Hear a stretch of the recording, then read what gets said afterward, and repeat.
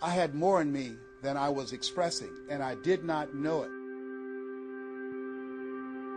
Because of his encouragement, I did so many things I had absolutely no idea that I could do. I encourage you to live full and to die empty.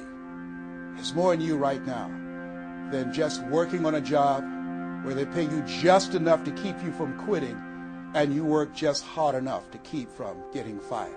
And when you make the decision and identify that key area of your life that you need to make a radical change, things will begin to open up. Now here's the other thing that's very important. Once you identify your goal, I want you to get, if possible, a visual picture of your goal. My major goal was to buy my mother a home.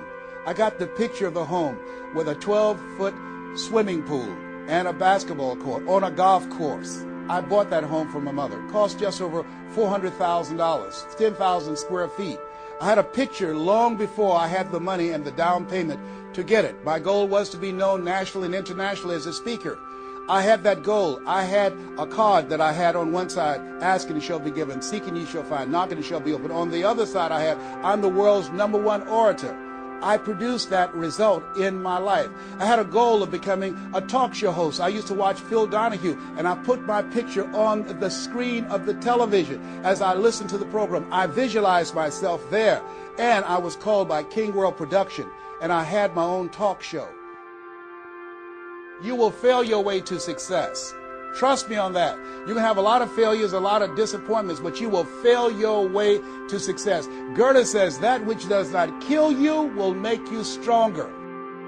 See, 85% of people allow their fear of failure to outweigh their desire to succeed. That's why you have to be of good courage. You have to have courage. When life knocks you down, I have a saying, try and land on your back, because if you can look up, you can get up. So once you look at and decide the goal that you want to put some things, or put a treasure board or a goal board. But the next thing, ladies and gentlemen, I want to share with you that some of you already know that it's hard. It's not easy. It's hard changing your life. It was hard when just over 3 years ago in the Penobscot building in Detroit, Michigan, where I was operating my business, and I fell on some hard times, and I was sleeping in my office. It was hard coming into the lobby, and the security said, "Excuse me, Mr. Brown, can we see you for a moment?" And I said, "Yes." And I walked up to the counter, and he gave me an envelope. And he said, "Would you mind reading it here?" And I opened the envelope, and the envelope was from management that said, "This is an office tower. It's not a hotel. Please do not sleep in your office." And I said, "Excuse me, sir." I said, "I just work long hours in creating my business. I'm an entrepreneur. And right now things are bad for me, but they're not going to be this way always. And I just asked for the opportunity to continue to operate like I'm doing. I'm not trying to make this my home." And it was hard coming through the lobby. And sometimes they would laugh. There's a guy talking about becoming successful. And look at him. He's bathing in the bathroom upstairs on the 21st floor. He sleeps on the floor. Him and 2 other dreamers up there. Look at him. It was hard, ladies and gentlemen, coming to speak to people. And I was facing financial difficulties in my own life. I was behind on my bills and my dreams, and I'm saying to them, you can live your dream. It was hard, ladies and gentlemen. It was very difficult to pick myself up each day believing that I could do it. There were times that I doubted myself. I said, "God, why is this happening to me? I'm just trying to take care of my children and my mother. I'm not trying to steal or rob from anybody. Why did this have to happen to me?" For those of you that have experienced some hardships, don't give up on your dream. No one could have convinced me by holding on, by continuing to push forward, by continuing to run toward my dream. It's a long shot, ladies and gentlemen, from Liberty City, an abandoned building on a floor, never knowing my mother or father. It's a long shot. No college training, labeled educable, mentally retarded, but I kept running toward my dream. Don't stop running toward your dream. We block ourselves and we use these words almost like we're in a trance. like we're sleepwalking through life, that we find ways to cancel out our dreams. And I think but is a dream killer. That a lot of things that we want to do, a lot of places we would like to go, a lot of things we would like to experience, and we just stop at but, and we build a case. In fact, I was reading something the other day that talked about but. It says but is an argument for our limitations, and when we argue for our limitations, we get to keep them. See, but will cause you to procrastinate, but will cause you to hide out behind fear, but will cause you to come up with all type of excuses that you can validate your inaction and not acting on your dream. And right now, more than ever, people need to look for ways to live their dream. People need to look for ways to make it on their own. There is no such thing as job security. There's no such thing as a storm-proof or tragic-proof life.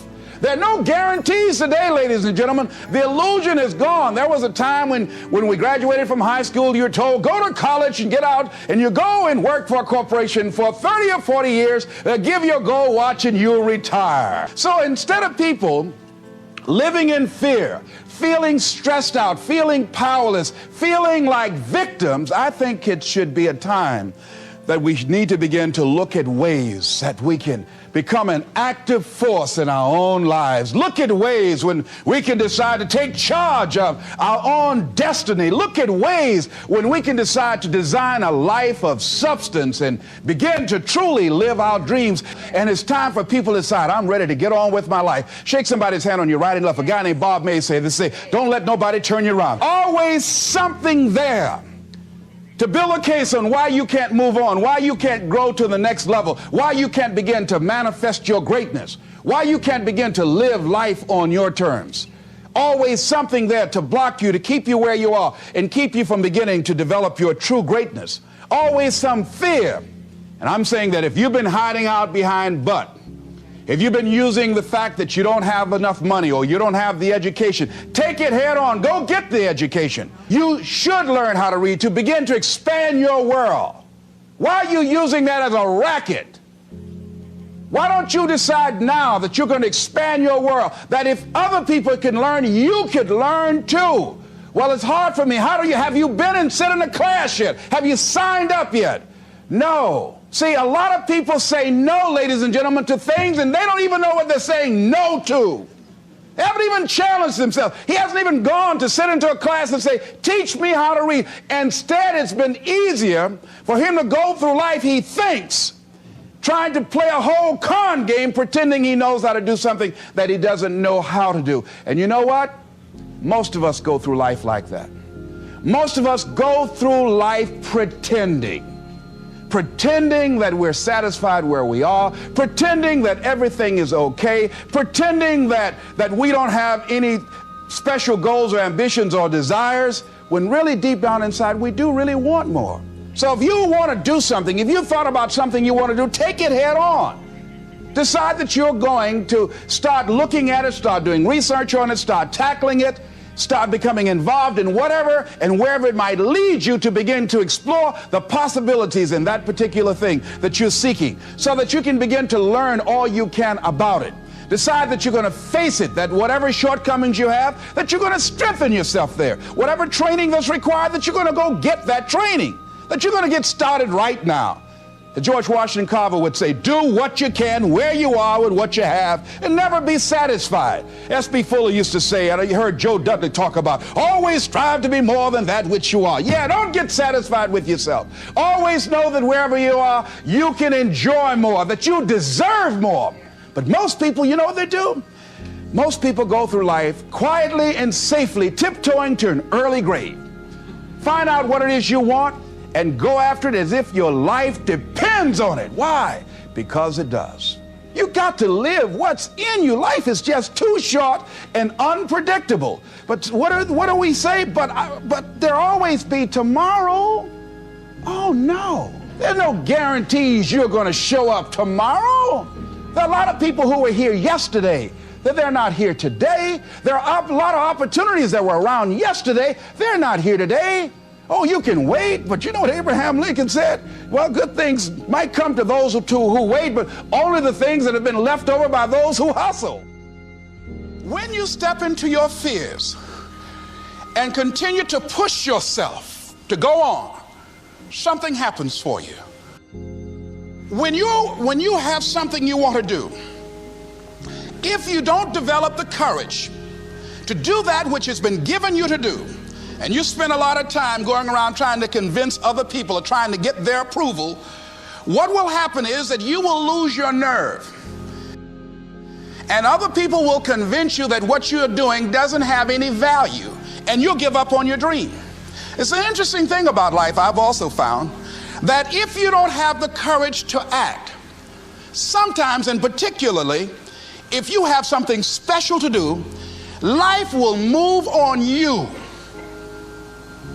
That when you step into your fears, somebody said, it was Winston Churchill, he said that courage is going from failure to failure without losing enthusiasm. Here was a guy that was controlling my life. I was going through all kinds of changes because this man controlled my paycheck. And it was Carlyle who said, truth crushed to earth shall rise again. Winston Churchill said, the truth is incontrovertible. Malice may attack it, ignorance may deride it, but at the end there it is. And we know scripture that says, ye shall know the truth, and the truth shall set you free. And the truth that I had to come to grips with, that I wasn't in charge of my destiny. The truth was that I wasn't giving all that I had.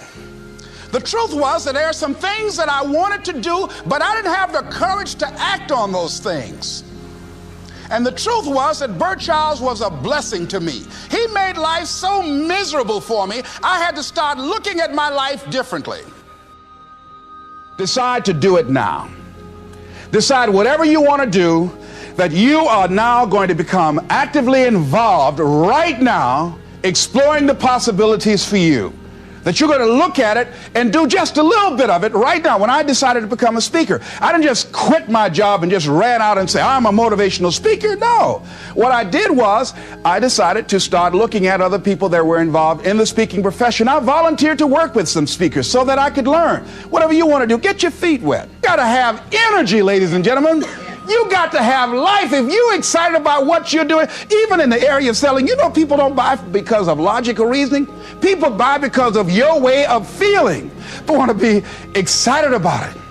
You want to have the kind of excitement that is so contagious that people want to be around you. Because whatever you're doing, whatever you talk to people about, this particular idea that you have, they're looking at you and they want to know, do you believe it?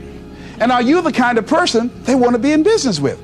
And if you're not positive, if you're not energetic, if you're not fired up about it, how can you expect anybody else to be fired up about your idea? Am I right? Many of us choose an active living death. Many of us are walking dead. The walking dead. That we're not doing what we want to do. Many of us stay in relationships where we're dying together rather than growing and expanding and living together. We're miserable, but because we don't have the courage to see ourselves beyond that relationship that has turned toxic, we go through life living dead people. The price of living the truth, of being honest with yourself and say, wait a minute, it's got to be more than this. So you've got to decide, wait. Even if things don't work out, even if I experience defeat or failure, that does not make me a failure. It's a difference between failing and being a failure. If things don't work out, if you don't produce the results you want, that's all. But don't confuse who you are with the results that you produce. If you want to become a risk taker, you want to raise the bar on yourself. Most people won't do that. Strive to get on top in life because it's the bottom that's overcrowded. The reason you're here is because there's something in you that says, I can do more. This just can't be it. There's something in you. There's a calling on your life. Make no your vitamin. Get excited about the no. Why? Because every time someone says no, that brings you another step to a yes. You're getting closer. Trust me, you will win if you don't quit. You will win if you don't quit. Even a broke clock is right twice a day. I remember I was playing a game with my 9-year-old son, John Leslie. And I beat him 10 straight games in a game called Connect 4. And finally, I said, John Leslie, I'm bored. I don't want to play you anymore. And I got up. John Leslie said, no, you can't go now, Dad. I said, why? He said, it's not over until I win. That was his attitude. We sat down and we played several other games. And finally, after the 11th game, John Leslie won, and he got up and he yawned. And he said, I'm ready to go to sleep now. And I'm saying to you, what if all of us took that attitude after we face a rejection and a no, or we have a meeting and no one shows up, or somebody say, you can count on me, and they don't come through?